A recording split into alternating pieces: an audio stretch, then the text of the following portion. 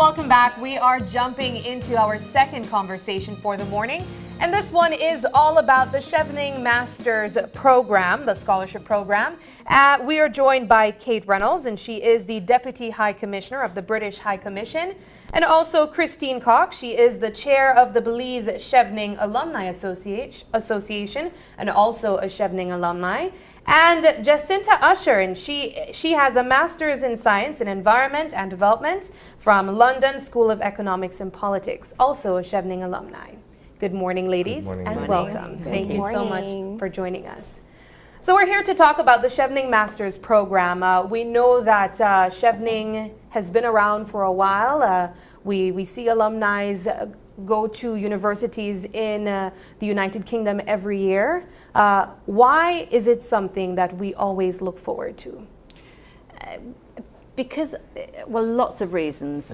One reason is the great network it gives you. Because once you, well, these guys will know way more than me, but it's once you become a Chevening achiever, you will meet all the other Cheveners from around the world. So it's a scheme that's open to 160 countries around the world. So in your year, you're likely to be one of 1,500 people in that year. So you land in the UK, you go to your university, and you become part of this amazing network, which you then take with you for life afterwards. Back in this country, you'll be, hopefully, be part of want to join the Belize Alumni Association, be part of that. So networking is one reason. Another reason is the academic study and what that will give you. And the point, so if people are thinking of applying, please do. And the thing is to really get across how that studying that Masters in the UK and that particular course in the UK, what difference that will make to you as a leader, and how you'll bring that back to Belize to make a difference for Belize. Yeah.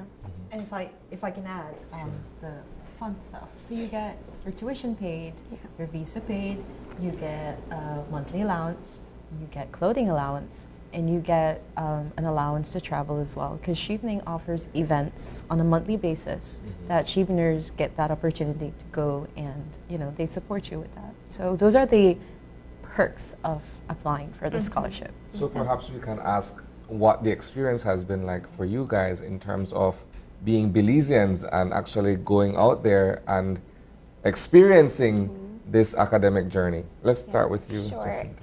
Chevening was the opportunity of a lifetime, honestly, life-changing for me. To study in London, such a culturally diverse and vibrant city.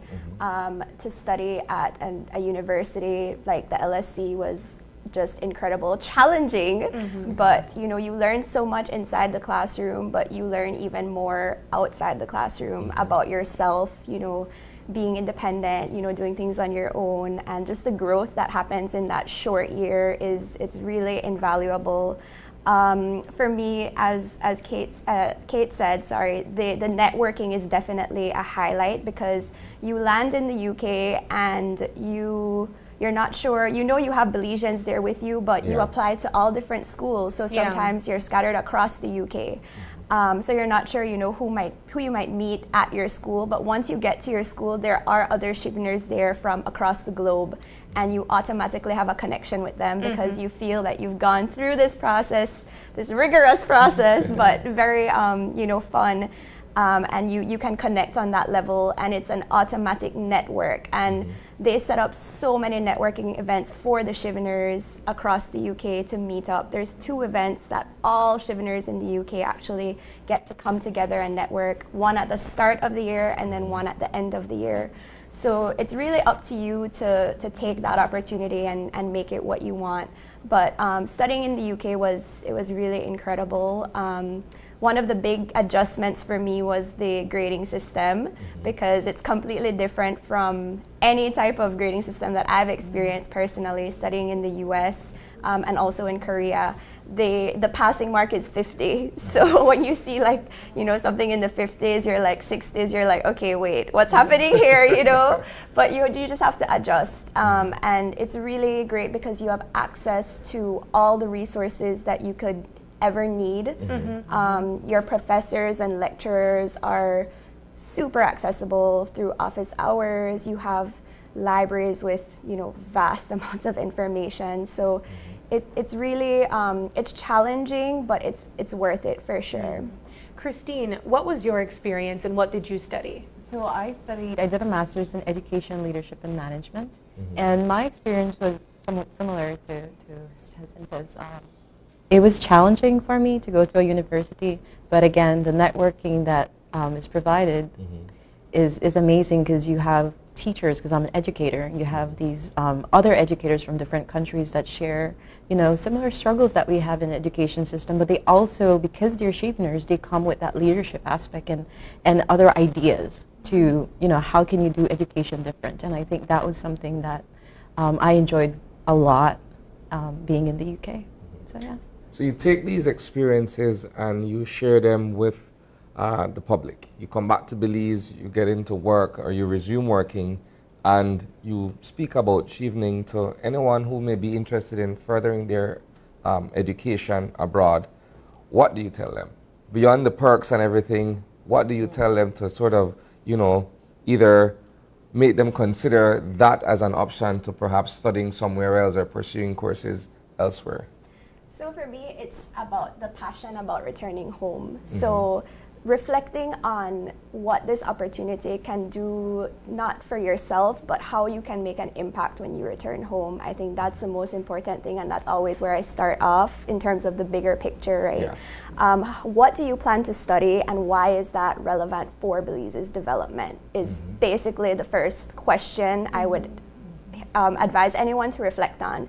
And the way the application is set up, it's 4 essays, and it really lays the foundation for you that when you get there, you're very motivated to do well, because you've put in the reflection needed, that, you know, you're saying, okay, this is my plan, this is my leadership plan, my networking plan, my career plan, and this is why I want to study in the UK versus studying anywhere else in the world, right? So the essays are really an opportunity for you to reflect, and I would always recommend people to really do that introspection before even starting to write. And it's important that it tells a story, of course, and that all the essays are connected to each other. So that would be my, you know, advice to anyone that's considering applying. Yeah. Let's talk about the requirements, the application requirements to even apply for this scholarship. Yeah. So the first thing is, bear in mind the closing date for the application, don't miss it, which is the closing date for the application form is the 7th of November. So it's at midday in the UK, which makes it 6 o'clock in the morning in Belize. So basically think of it as the 6th of November. Don't leave it to the last minute. So the other criteria, so fill in, make sure you've got a very good application, and for that there's lots of resources. So chevening.org website, lots and lots of resources. If you've got a question, there's frequently asked questions there. If you probably will find the answer there. If you don't find the answer there, the Chevening Alumni Association here are fantastic to reach out to, and that's reach out to the Alumni Association here, ask those personal questions, no daft questions, you know, I mean, as in there are no daft questions, ask whatever you like to feel comfortable to answer, and they'll do their best to help. So that's the form. You need 2 years work experience before you apply, so that doesn't have to be in one block. It can be voluntary, it's basically 2,800 hours, which you need to show have that recorded.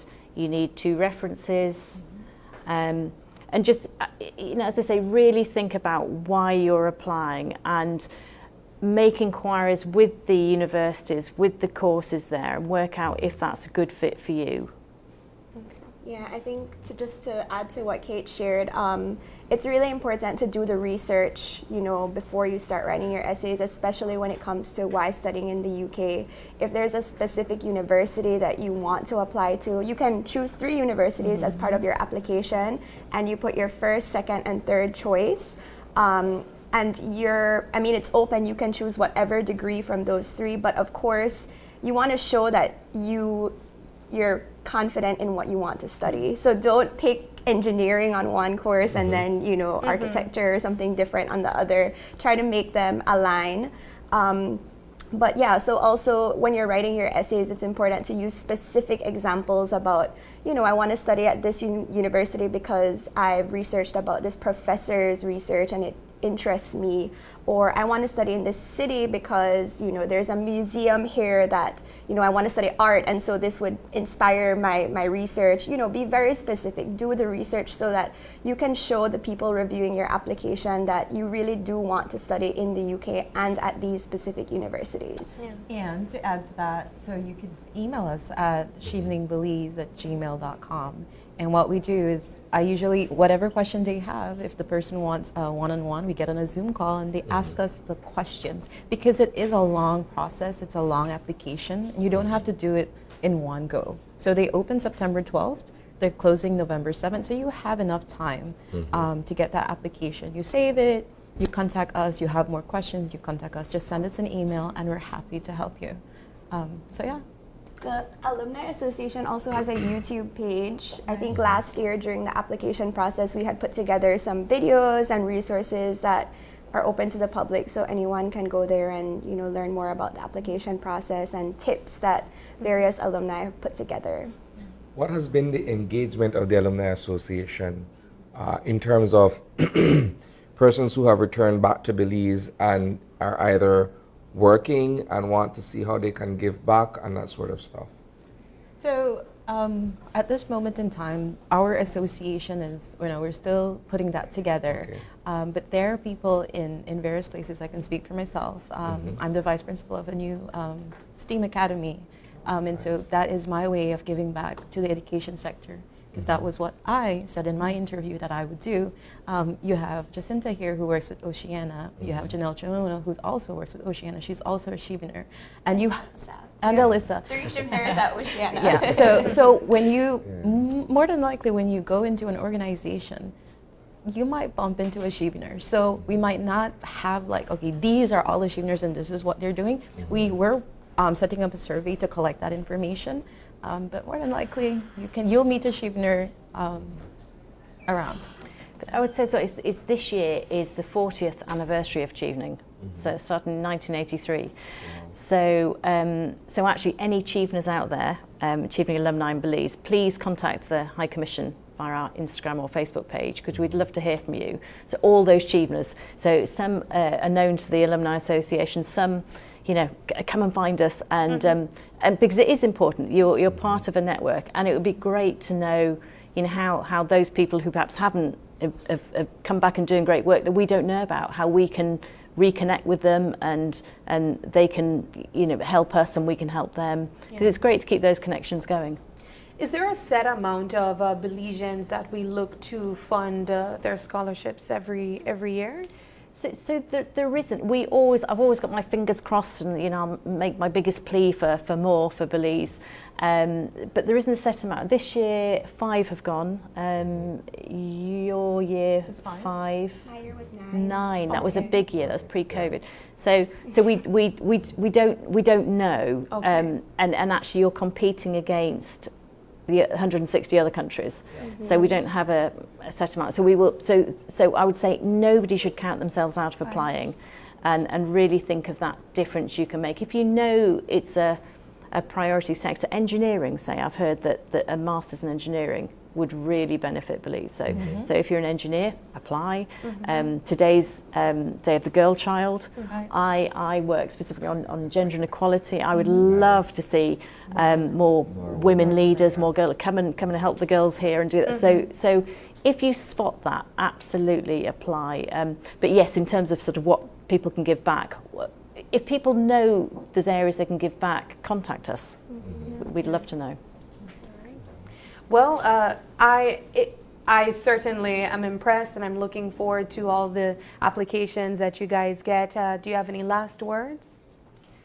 I would say don't count yourselves out. Just really apply. And again, if you contact the Alumni Association, they may well know someone from your area where you live, from the sector you want to work in, that you're in.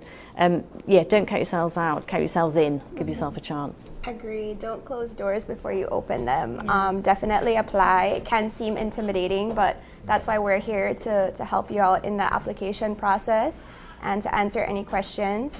I don't think we mentioned after you graduate, you're required to come back for 2 years to work in Belize. So that is another requirement, which is important to consider when applying. But definitely apply and reach out to us. We're happy to help however we can. So I would also say we don't have a specific kind of person we look for, but if you're passionate, you have ideas, and you can make you're an influencer.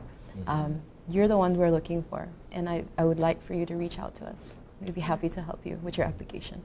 Wonderful. Ladies, thank you so much for joining us. We enjoyed this conversation, and we look forward to talking about the recipients in the future. Thank you. Thank you. Thanks for having us. All right, we're going to take a break, and when we come back, it's all about Hecate Awareness Month. Don't go away.